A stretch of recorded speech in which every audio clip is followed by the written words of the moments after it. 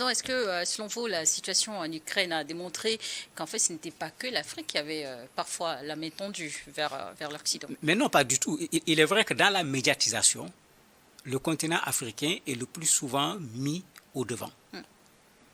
Mais quand vous prenez ce qui se passe en Ukraine aujourd'hui, mais si les Africains ont des problèmes pour avoir une partie de l'aide, mais ça veut dire qu'il y a un besoin sur cet espace-là.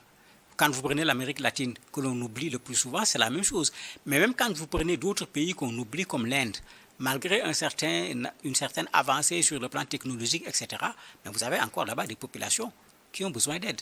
Même aux États-Unis, vous avez des populations qui ont besoin d'aide. Mais on a mis en avant le continent africain comme si c'était le continent des difficultés, alors que dans les autres espaces également, il y a de la difficulté. Rappelez-vous, à un certain moment, pendant la guerre, certains, en France, en Belgique, dans beaucoup de pays européens, les populations ont marché pour dire que l'Ukraine n'a pas plus besoin de l'aide que nous-mêmes, citoyens du pays, dont vous prenez les deniers publics pour aller soutenir l'Ukraine dans cette guerre. Ça veut dire que le besoin était également dans ces pays-là.